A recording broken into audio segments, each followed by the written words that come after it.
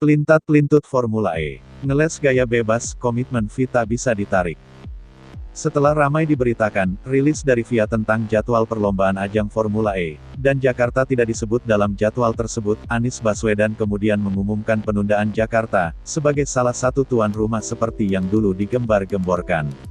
Alasannya, karena situasi pandemi COVID-19 di Jakarta yang belum terkendali. Mengapa Anies berucap, setelah ada jadwal yang dikeluarkan FIA? Perlu dijawab. Males menjelaskannya. Kayak gak tahu beliau aja.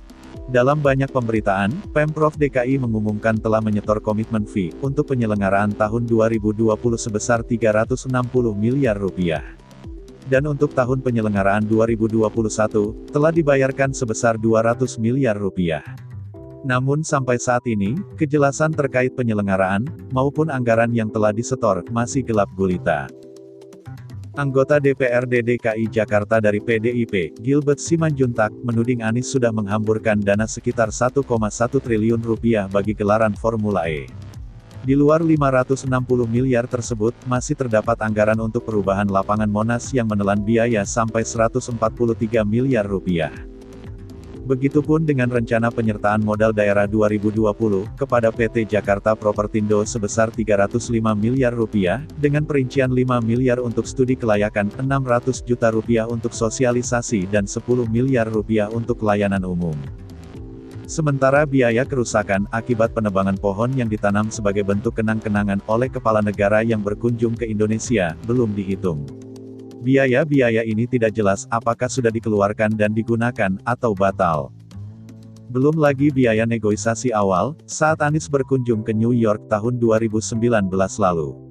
Serta gelontoran uang, dari Pemprov sebagai bank garansi di tahun 2020, sebesar 423 miliar rupiah. Distribusi anggaran Formula E juga mengalir di beberapa SKPD, seperti Dispora dan Disparbud, serta Dishub, terkait dengan rencana pembelian sepeda. Untuk itu, Gilbert mendesak Pemprov DKI menarik dana komitmen fee tersebut, dan meminta transparansi dari Anies atas biaya-biaya lain yang dikeluarkan. Dana tersebut lebih bermanfaat bagi pemulihan ekonomi warga DKI, yang terdampak pandemi COVID-19, terlebih Pemprov DKI saat ini tengah mengalami defisit anggaran.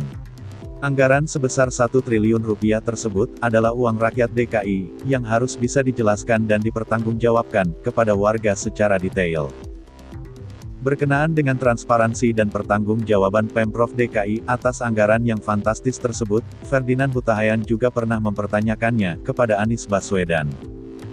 Ferdinand menantang Anies untuk bersikap terbuka dan jujur, berkenaan dengan dana yang katanya sudah disetorkan sebesar 560 miliar ke FIA, padahal pada kenyataannya, ajang Formula E tersebut tidak ada dalam jadwal penyelenggaraan yang dikeluarkan FIA.